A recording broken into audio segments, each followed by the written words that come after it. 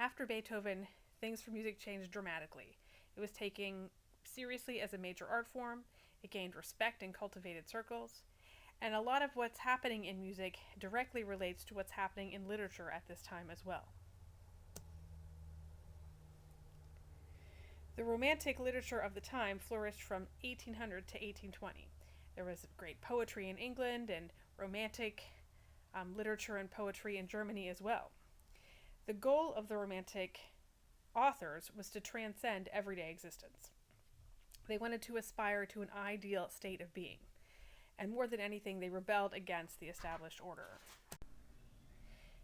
There are several themes that pop up in Romantic literature and in Romantic music: the glorification of individual feeling, revolt, the supernatural, the macabre, freedom from artistic barriers, blending art forms, and the boundless qualities of music.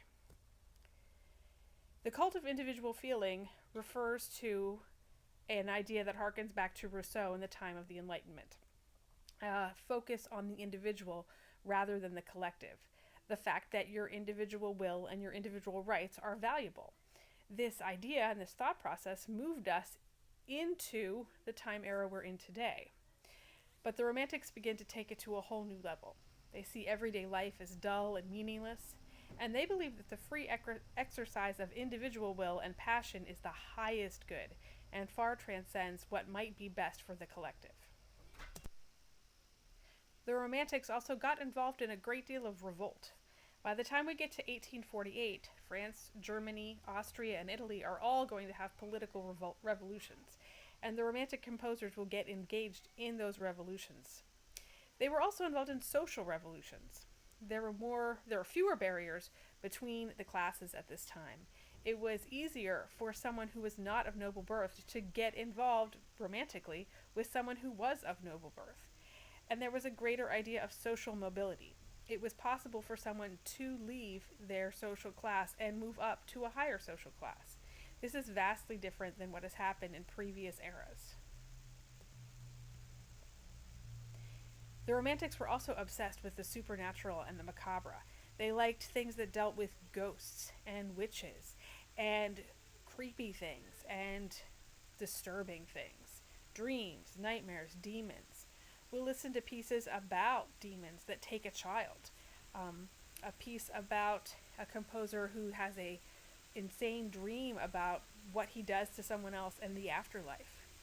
The composers created spooky music, new strange harmonies and sounds to go along with these supernatural and macabre themes. The composers were breaking down barriers. They were trying to get rid of the structure between, say, art and music. They wanted to be inspired by all things and not hemmed in, and they really did not like to follow the rules. Shakespeare was a great inspiration for many of the composers. Mendelssohn, Berlioz, Tchaikovsky, Verdi, all are inspired by Shakespeare, and you can see that show up in their works. While Shakespeare at this point had been gone for 300 plus years, but he still was an inspiration to many. Romantics also believed in the boundlessness of music. The artists tried to invoke the sublime or the infinite, and they believed that music's boundlessness gave it special prestige and status. It was more abstract than other arts, and not restrained by the literal or physical. That means that music exists in the moment. You hear a piece, and then it's gone. And that piece can never be heard again in the same way in the same time. We now have recording technology that allows us to hear pieces over and over and over again in exactly the same way. Music was not like that during the Romantic time period. At this point, you heard a piece in a live performance. It was performed one way, one time, it existed in the moment, and then it would never ever be performed that way again. Even if the same people performed it again, it would be different. That's how it is abstract and of the moment and ethereal and can't truly be captured. The quote here is, "All art aspires to the condition of music." This ethereal concept almost makes it more valuable than something that can be held onto and maintained in one state forever. Throughout this century, the public concert is going to become more and more important. We already saw how public concert halls grew during the time of the Enlightenment and how people started attending public concerts. Now every small city will have a symphony society as well as an opera house, and people are going to want to go and see those concerts. And they're going to start moving the home genres, the intimate genres, onto the stage as well. Piano works and vocal works that were confined to a house are now going to be performed on a concert stage.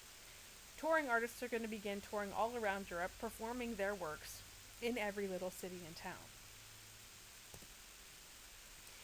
This move towards the concert hall and this increase in interest in the concert hall will begin to see a divide between the composer and the audience.